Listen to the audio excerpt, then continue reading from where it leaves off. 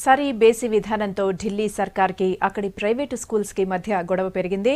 15 రోజుల పాటు స్కూల్స్కి సెలవులు ప్రకటించి బస్సుల్ని పబ్లిక్ ట్రాన్స్పోర్ట్కి వాడేందుకు సర్కులర్ రిలీజ్ చేసింది అక్కడి సర్కార్. దీంతో కోర్టుకెళ్లాయి అన్ని స్కూల్స్.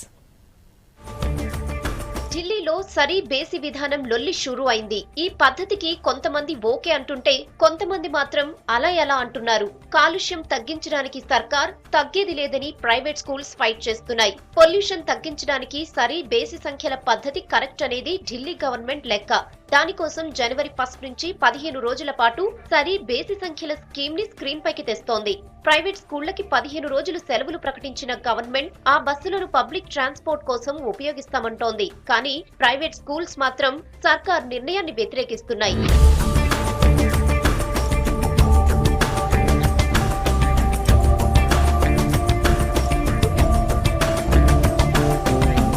గవర్నమెంట్ ముందుగా వేసిన లెక్కల ప్రకారం 15 రోజుల పాటు అదనంగా 6000 బస్సులు కావాలి. దానికోసం ప్రైవేట్ స్కూల్స్ బస్సులు తీసుకోక తప్పదు.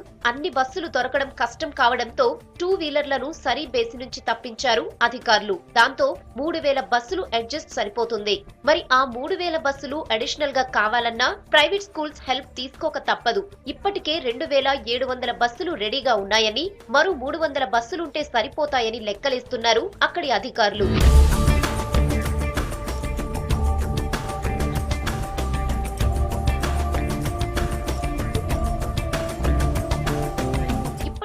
బానే ఉన్నా డిసెంబర్ 21న ఢిల్లీ సర్కార్ ఇచ్చిన సర్క్యులర్ పై కోర్టుకెళ్లాయి అక్కడి ప్రైవేట్ విద్యా సంస్థలు. దీనిపై రేపు విచారణ జరగనుంది హైకోర్టులో.